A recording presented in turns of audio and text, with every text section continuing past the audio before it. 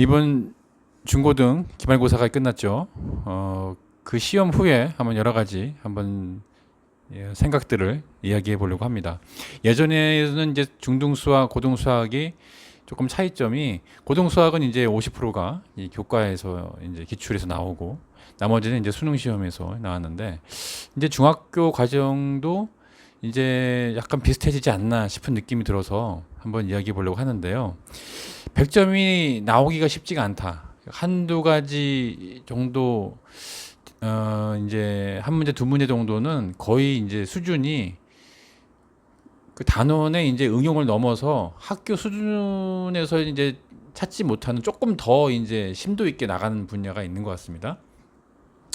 특히 이제 중3으로 예를 들면 이제 1차 방정식, 2차 방정식 그것이 혼합해 가지고 나왔는데 그런 부분이 이제 학생들이 풀기에는 상당히 이제 그 좀 사고력적인 요소가 좀 더 커지는 학교에 이제 그 중학생의 진도에 맞춰서 이제 그 문제를 풀겠다고 하면은 못 푸는 문제인 거고 조금 더 이제 심도 있게 이 문제가 학생 스스로 이제 사고력의 확장이 학교의 그 울타리를 넘어서서 조금 더 이제 방향성은 결국 수능이겠죠. 그 수준을 봐야 이제 다 풀 수 있는 절대적으로 이제 그 100점이 나올 수가 없는 그런 문제 수준이었다. 그런 부분도 좀 있었던 것 같아요.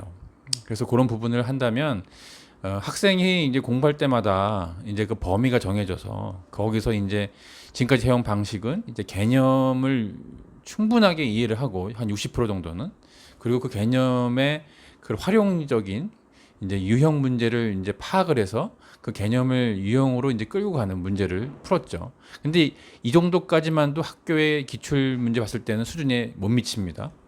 그 다음에 이제 그것을 가지고서 응용 심화, 완전히 그것을 내거화했는데 그것을 여러 가지 방식을 풀되 이제 그것을 최간단하게 절묘하게 이제 그것을 풀어낼 수 있는 것을 연습하면서 나가야겠죠.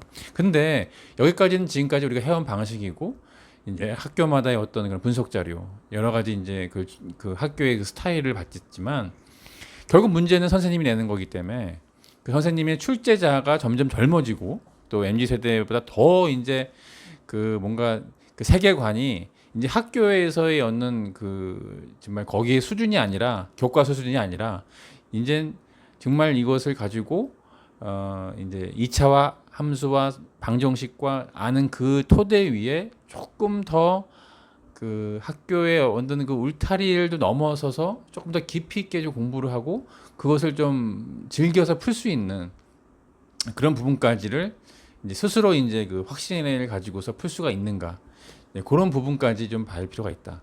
좀 약간 복잡한 얘기인 것 같지만 학교 시험이니까 학교 시험의 수준을 맞추자 그러면은 고득점하기 힘든 것 같다는 거죠. 이제 고등 수학처럼 이제 범위가 열린 상태로 해서 이제 중등 수학 또한 그 범위가 아닌 고등 수학으로도 이룰 수 있는 어떤 수준을 좀 더 끌어올려서 봐야 된다. 그렇게 해야 이제 조금 100점이 나올 수 있는 그런 기말고사 이제 그런 준비를 이제 내신을 이제 이렇게 해서 이제 준비를 하지 않는가. 그래서 이제 가령 그 수행평가 같은 부분도 보면은 수학 문제를 본인이 스스로 출제를 해서 그 문제를 풀게끔 하는 이제 그런 수행평가가 있습니다.